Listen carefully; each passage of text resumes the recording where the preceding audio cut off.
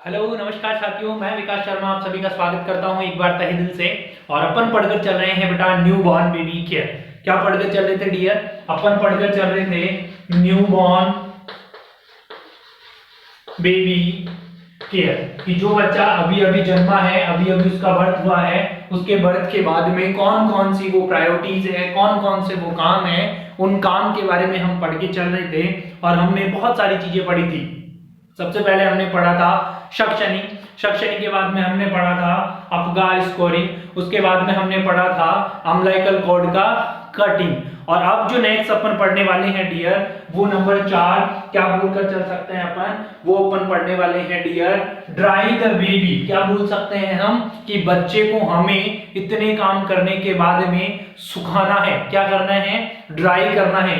या तो क्या बोल सकते हो डियर, या तो बोल सकते हो क्या कि ड्राई द बेबी, कि भाई जो बच्चा अभी अभी जन्मा है उसे तुरंत प्रभाव से क्या कर दिया जाए? सुखा दिया जाए। भाई उसके ऊपर जो भी नमी है, जो भी एमनियोटिक फ्लूइड है, जो भी चीजें हैं उन सबको फटाफट से क्या कर दें? हटा दें। क्यों हटा दें? तो हटाने की वजह क्या रहती है भाई? आप सबको पता है कि हम बच्चा जैसे ही जन्मता है तो जन्मने के बाद में उसके ऊपर जो प्रेजेंस ऑफ एमनियोन है, कॉरियन की लेयर जो प्रेजेंट है, या फिर एमनियोटिक जो फ्लूइड है, वो फ्लूइड उसकी बॉडी सरफेस पे कहीं ना कहीं चिपका होगा। तो उसे क्या कर दूं मैं? तुरंत प्रभाव से हटा दूं, है ना। और हटाने के बाद में देखिए, हटाते वक्त बहुत सारी बुक्स ऐसे भी लिख कर रखी है कि इसे क्या कर दो? स्वीप कर दो। स्वीप का मतलब भी क्लीन कर दो भाई, है रिमूव कर दो। तो ज्यादा डिफरेंस है नहीं, बट जब स्वीप करते हैं, है जी, साफ करते हैं ना बॉडी को, तो स्पेशल ध्यान रखें वो स्किन जो है वो बहुत ज्यादा सेंसिटिव है, बहुत ज्यादा सेंसिटिव है। तो अगर आप रब कर रहे हैं तो बहुत सॉफ्ट हैंड से करें बेटा क्लीन, वरना वो स्किन जो है वो भी क्या हो जाएगी? रिमूव हो जाएगी। तो उसे क्या करना है? हमें रिमूव करना है।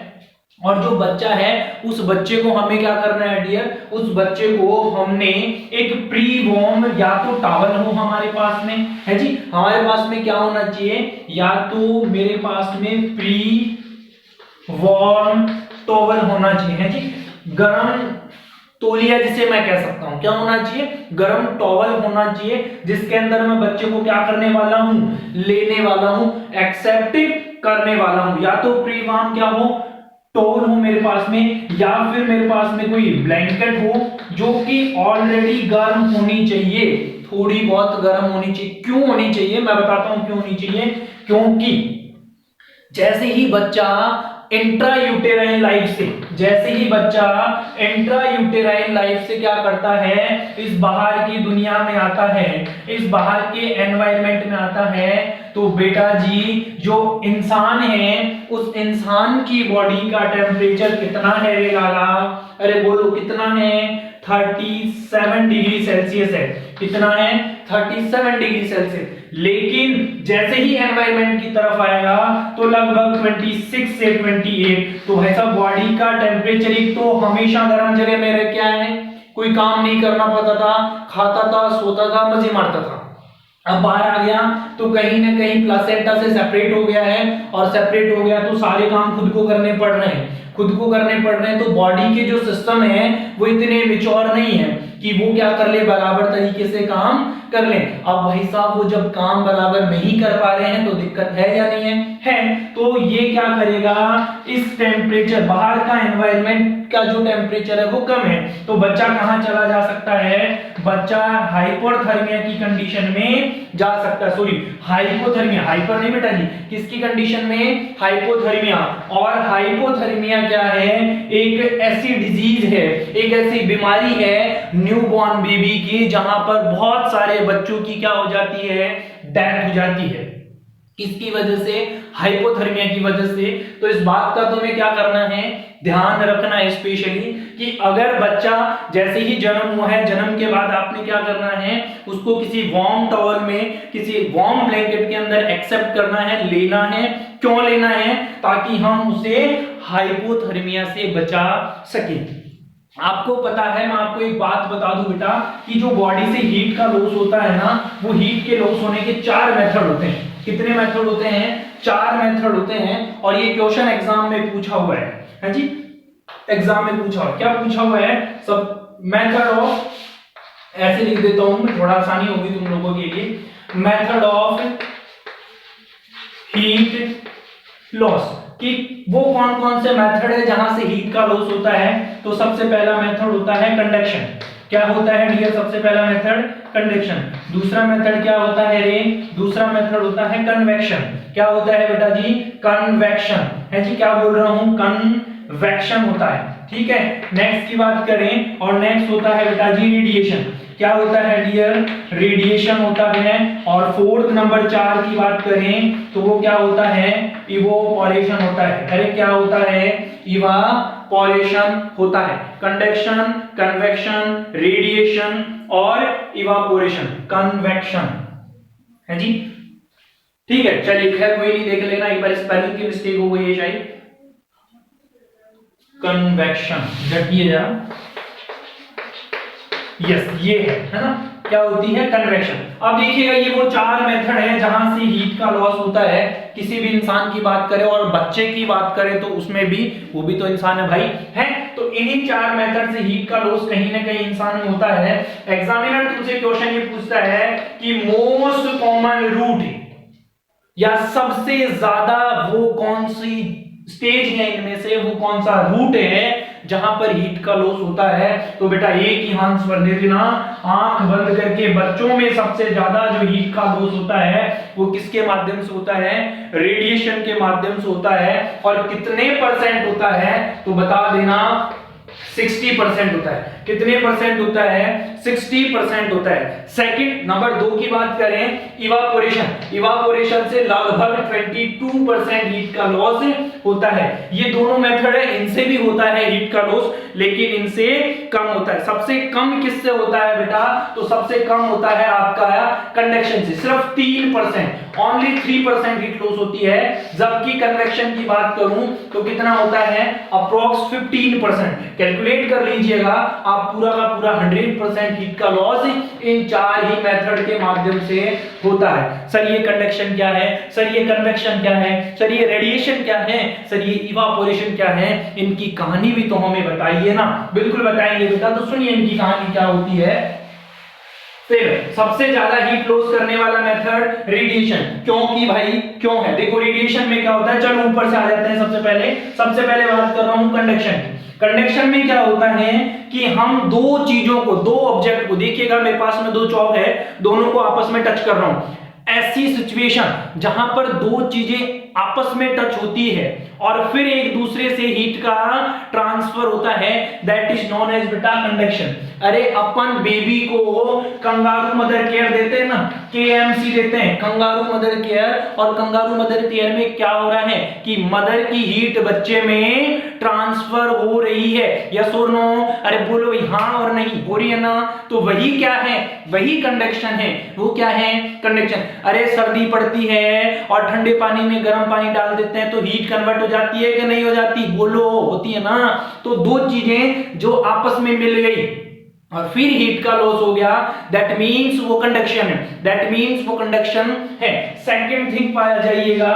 और नंबर 2 क्या है बेटा जी, कन्वेक्शन। क्या है, कन्वेक्शन। अब भी 2 चीजें हैं, अब भी 2 चीजें हैं, लेकिन दोनों एक दूसरे से दूर है, पास में बिल्कुल भी नहीं है। और जब ये दूर होगी और फिर हीट का लॉस कर देती है, जैसे जैसे सुनिएगा, ऊपर पंखा चलता है, नीचे बेबी सोता है। बात समझ में आ रही है क्या बात, कैसे कैसे कि भाई पंखा तो ऊपर चल रहा है, इंसान के टच में थोड़ी ना है, लेकिन फिर भी हम जब धूप में से आकर पंखे के नीचे बैठते हैं तो बड़ी ठंडी लगती है, बड़ा आराम, बड़ा रिलैक्स फील होता है। होता है या नहीं होता है ना। तो 2 चीजें जो पास में नहीं है, लेकिन उनका ऐसा सरफेस कांटेक्ट भी नहीं है, लेकिन वो जो बॉडी को टच करके जा रही है वो हवा है, उस हवा के माध्यम से हीट का लॉस होता है, उसे बोलते हैं कन्वेक्शन। क्या बोलते हैं, कन्वेक्शन। और अप्रोक्स कितनी, अप्रोक्स लगभग कितनी हो गई थी अपनी, 30% के अराउंड। और ये कितनी थी बेटा, ये अपनी 3% के अराउंड है ना। और ये अपना जो इवापोरेशन था 22% के अराउंड। और रेडिएशन कितना था, 60% सबसे ज्यादा। चलो बेटा कोई बात नहीं, अब आ जाइए रेडिएशन पे। रेडिएशन क्या है कि जैसे एक बच्चा सो रहा है जो न्यूबॉर्न है वो सो रहा है और वो बीमार है, आईसीयू में है जी, इंटेंसिव केयर यूनिट के अंदर है, वो एनआईसीयू में है, नियोनेट इंटेंसिव केयर यूनिट के अंदर है बच्चा, और बच्चे के आसपास में मशीनरी सिस्टम लगा है कि नहीं लगा है, तो वो मशीनरी सिस्टम से निकलने वाली जो रेज हैं, वो मशीनरी सिस्टम से निकलने वाली जो रेज हैं, उन रेज से जो बच्चे में हीट का लॉस होता है, that is radiation, that is very important. और यही क्या है, रेडिएशन है। और इवापोरेशन तो आप सभी जानते हैं कि बॉडी से निकलने वाली स्वेटिंग, बॉडी से निकलने वाला पसीना जिसके माध्यम से हीट का जो लॉस हो जाता है, दैट इज, बोलिए भाई, दैट इज क्या होती है, वो होता है आपका इवापोरेशन। और अप्रैक्स कितनी हीट का लॉस हो जाता है रे, 22%। कितना हो गया, 80 और 82, और 82 और 3 85, और सॉरी ये 15 है जी, कितना है, 15 है। 85 और 5 कितने हो गए हैं, 85 और 5 पूरे के पूरे 100% हो गया ना हीट का लॉस। तो भाई साहब इसलिए हम क्या करते हैं, बेबी को ड्राई और वीप करते हैं, क्योंकि ये 4 मेथड हैं जो ऑफ कोर्स बच्चा बाहर आएगा तो इन चारों के माध्यम से गुजरेगा, और कंडक्शन, कन्वेक्शन और रेडिएशन इनसे तो गुजरता ही, माना कि स्वेटिंग उससे नहीं हुई। चलिएगा भाई, इतनी बात आप लोगों को परफेक्टली समझ आ गई है। नेक्स्ट जो अपने को काम करना होता है वो क्या करना पड़ता है डियर, वो करना पड़ता है आइडेंटिफिकेशन बैंड, है जी। बच्चा बाहर आ गया, अब बच्चे को क्या करना है, आइडेंटिफिकेशन बैंड बांधना होता है। क्यों, बोलिए क्यों, अरे भाई आप लोगों ने सुना नहीं है क्या कि फलाने को तो लड़का हुआ था और फलाने की यहाँ पे रातों रात ही लड़की आ गई। कैसे वो क्या करते हैं कि बच्चों को उठा ले जाते हैं और लड़की को रख जाते हैं, लड़का ले जाते हैं और लड़की को रख जाते हैं। तो सुनिए, इसके लिए हम क्या करते हैं, बच्चे के हाथ पर एक आइडेंटिफिकेशन बैंड बांधते हैं। क्या करते हैं भाई, बच्चे के हाथ पर, अब देखिएगा पिंक कलर हमेशा लड़कियों को पसंद है, तो बहुत सिंपल सी चीज ध्यान में रखनी है कि जहां पर पिंक कलर का बैंड बांधा जा रहा है, पिंक कलर का बैंड बांधा जा रहा है, तो बेटा जी वो तो बांधा जाएगा किसको, गर्ल्स को बांधा जाएगा। किसको बांधा जाएगा रे, गर्ल्स को बांधा जाएगा। और अगर बैंड जो है ब्लू कलर का, ब्लू बैंड बांधा जा रहा है हाथ पे, तो वो बांधा जाएगा लड़कों को, किसको, बॉयज को। अब देखिए क्या देखिएगा कि ये बांध क्यों रहे हैं सर, ये बांध क्यों रहे हैं, एग्जामिनर ने एक बार पूछी है ये चीज कि सर इस पे क्या होता है, ये जो बैंड बांधते हैं इस बैंड पे एक्चुअल में लिखा क्या होता है भाई, बैंड जो है इस बैंड पे वो कौन कौन से डाटाज हैं जो यहाँ पर डिनोट करते हैं। तो सबसे पहले सुनिएगा, सबसे पहले क्या होता है कि बच्चे का डेट ऑफ बर्थ DOB लिखा होता है, मतलब विद टाइम।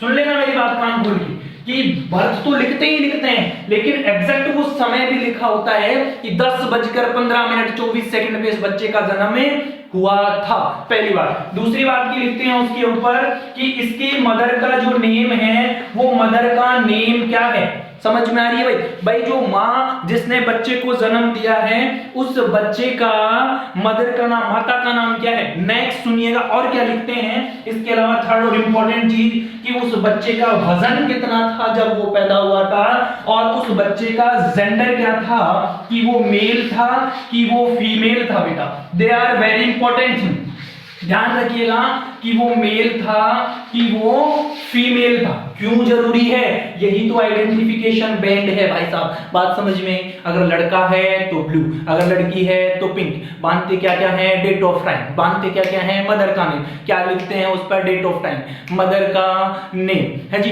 वजन कितना है, जेंडर कौन सा है, समझ में आ रही है। ये चीजें बांधते हैं हम आइडेंटिफिकेशन बैंड। किस पे, आइडेंटिफिकेशन बैंड। चलिए और आगे की तरफ चलते हैं, और कुछ इंपॉर्टेंट काम हमें करने होते हैं। और नेक्स्ट की तरफ मैं चलूं बेटा, तो नेक्स्ट क्या आता है, नेक्स्ट आता है कि विटामिन। कौन सा विटामिन, आपको पता होगा, सब लोगों के दिमाग में आ गई होगी बात लिखते ही कि विटामिन के का एडमिनिस्ट्रेशन किया जाता है। विटामिन के एडमिनिस्ट्रेशन वाई क्यों करा जाता है भाई, बच्चे की जो इंटेस्टाइन है वो बिल्कुल क्या है, उसके अंदर कोई भी किसी भी तरीके का फ्लोरा नहीं है, और अगर इसके अंदर कोई फ्लोरा नहीं है तो बच्चे से क्या हो सकता है, जो ब्लड है उस ब्लड का लॉस हो सकता है। तो विटामिन के क्या करता है, विटामिन के का जो मेन रोल है वो क्या है, टू प्रिवेंट द ब्लीडिंग, कि जो ब्लीडिंग हो रही है उस ब्लीडिंग को जो रोकने का काम करता है वो विटामिन के का एडमिनिस्ट्रेशन करता है, विटामिन के का इंजेक्शन करता है।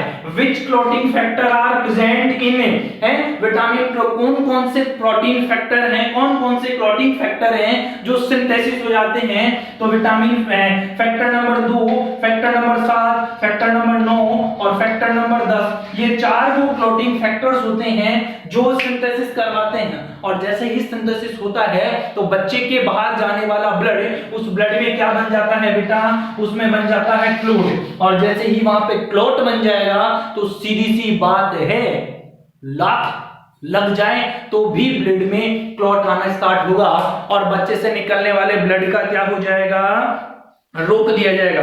अरे बच्चे से निकलने वाले ब्लड को क्या कर दिया जाता है, रोक दिया जाता है। अब देखिएगा ये होने को तो ऐसे भी सिंथेसिस हो सकता था, होने को तो ऐसे भी काम होता है, लेकिन एग्जैक्टली रीजन क्या है, रीजन ये है कि जब बच्चे का जन्म हुआ है उस वक्त वो कुछ खा पी कर नहीं आया है, उसके इंटेस्टाइन जो है वो फ्लोरा जो है बिल्कुल प्रेजेंट ही नहीं है, तो कोगुलेशन हुआ ही नहीं है। इसलिए हमें क्या करना पड़ता है, विटामिन के का इंजेक्शन लगाना पड़ता है। लेकिन एग्जामिनर क्या कहता है कि विटामिन के का इंजेक्शन आप लगा रहे हैं, very good, I am proud of you है जी, लेकिन वो कहता है कि वो कितनी डोज है जो आपको देनी पड़ेगी अगर बच्चा अपनी उम्र से पहले पैदा हो गया, प्री टर्म बच्चा है जी। कौन सा बच्चा है, प्री टर्म, मतलब मैंने समझा दिया लास्ट क्लास में कि 37 वीक से पहले जो प्रेगनेंसी हो गई है, डिलीवरी हो गई है, तो वहां पे 0.5 mg क्या करते हैं, विटामिन के का इंजेक्शन देते हैं। अगर बच्चे का जन्म आफ्टर 37 टू 42 वीक के बीच में हुआ है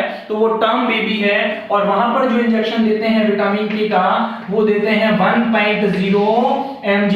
दोनों डाटा एग्जैक्ट सीएचओ में पूछे गए क्वेश्चन है। कहां पे पूछे गए हैं, सीएचओ में क्वेश्चन। इसके अलावा और पूछ ले, और क्या पूछ ले वो कि which site are used to give the vitamin K का इंजेक्शन, तो बता दीजिएगा आईएम है जी, intramuscular, degree of angle 90, which muscle specially site कौन सी है, स्पेशली साइट कौन सी है, तो बताइएगा थाई, मतलब वास्टर लेटरलिस मसल। अरे which muscle, vastus lateralis muscle, जो कि थाई पे होती है, जो कि कहां पे होती है, थाई पे। और थाई पे भी कहां पे, तो बता दीजिएगा कि एंटीरियर एक्सपेक्ट ऑफ थाई।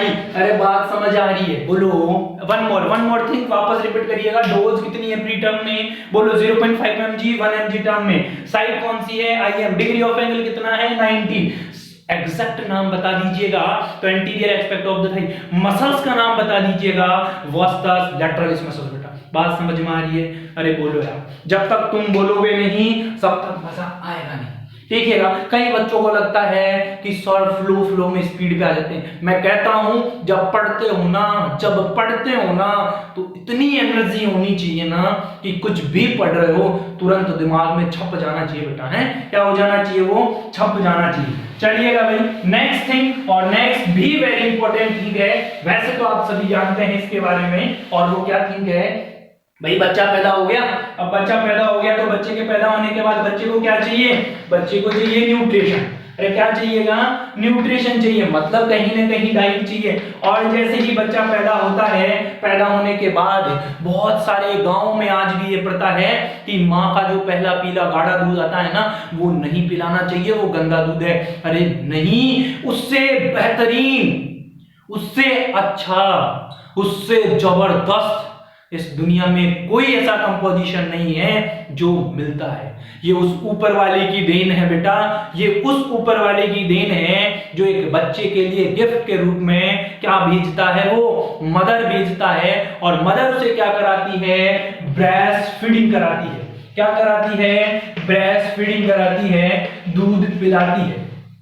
अब एग्जामिनर तुमसे पूछने को आएगा कि अगर बच्चे की डिलीवरी नॉर्मल हुई है, अगर बच्चे का बर्थ नॉर्मल हुआ है तो दूध कब पिलाएं, तो अगर ऑप्शन में है कि एज सून एज पॉसिबल, तो पहला आंसर यही जाएगा। अगर ऑप्शन में ये नहीं है तो ऑप्शन में होगा, क्या होगा ऑप्शन में, कि हाफ एन आवर्स के बाद में, या ऑप्शन में होगा कि 30 मिनट के बाद में। समझ में आई, अगर नॉर्मल डिलीवरी है, अगर क्या है नॉर्मल, बच्चा बिल्कुल सही, किसी भी तरीके का सिजेरियन सेक्शन नहीं करना पड़ा है, और अगर बच्चे की डिलीवरी जो है वो लोअर सिजेरियन सेक्शन से हुई है बेटा, लोअर सिजेरियन सेक्शन से हुई है, मतलब बच्चे की डिलीवरी ऑपरेशन से हुई है, उस सिचुएशन में मां का दूध बच्चे को कितनी देर में पिलाएं, तो वो पिला दे बेटा 4 घंटे के अंदर अंदर आप दूध बच्चे को पिला दें।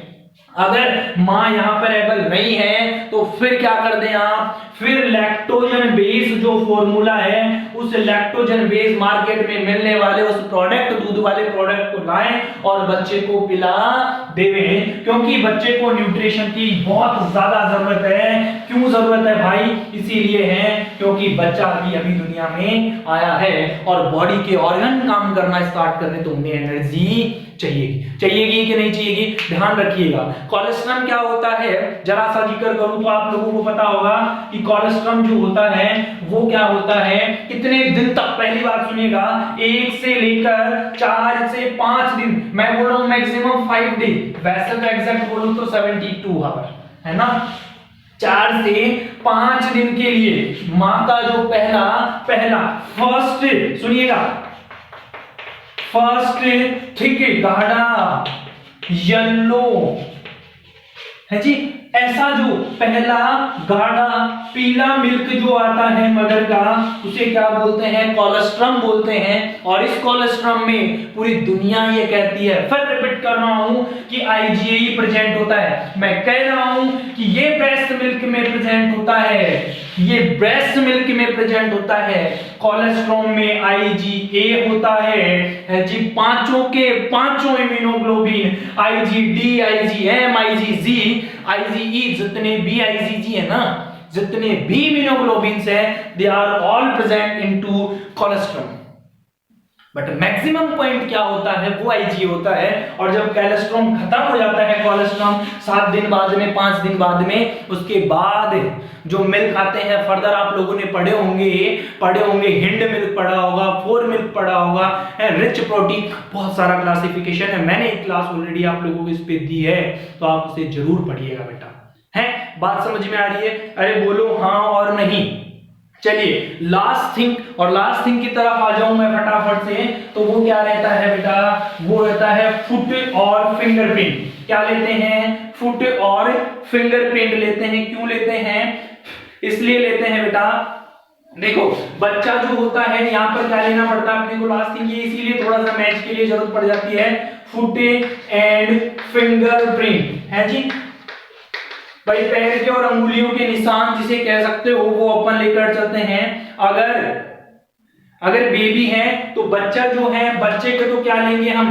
बेबी की मैं बात करूं तो बेबी के तो लेते हैं हम फुटप्रिंट है जी, पैर के निशान लेते हैं। और मदर जो होती है, उस मदर के क्या लेते हैं हम? फिंगर के निशान लेते हैं। किस पर लेते हैं? एक सफेद कागज पर लेते हैं। किस पे लेते हैं? एक सफेद कागज पर लेते हैं, जिस पर क्या किया जा सके, आप प्रिंट लेते हैं उन्हें, जैसे यार थंबनेल लगाते हैं, कैसे उल्टा नहीं लगाते, वैसे ही लगाना है। लेकिन ये दोनों जो लेते हैं, इस पे एक कहानी ध्यान रखिएगा कि ये दोनों अलग अलग पेजों पर नहीं लेकर एक ही सेम पेज यहां पर क्या करते हैं बेटा, या सेम पेपर यहां पर यूज करते हैं। They are very important thing बेटा।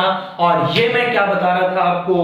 बोलो बोलो, क्या बता रहा था? एक नए बच्चे का जन्म और उस जन्म के होने के बाद वो काम, उन काम को जी, उन काम के बारे में हम जिक्र कर रहे थे, जिन्हें हम क्या कहकर चल रहे थे? Newborn baby care. बात समझ आई? अरे बोलिए हाँ और नहीं। देखिएगा, कर दिखाइए दुनिया में कुछ ऐसा डियर कि आप कि जैसा ये दुनिया करना चाहे। Thank you so much everybody, salute है मेरा, और आप सभी का विश्वास यूं ही कायम रहे। Again again again thank you.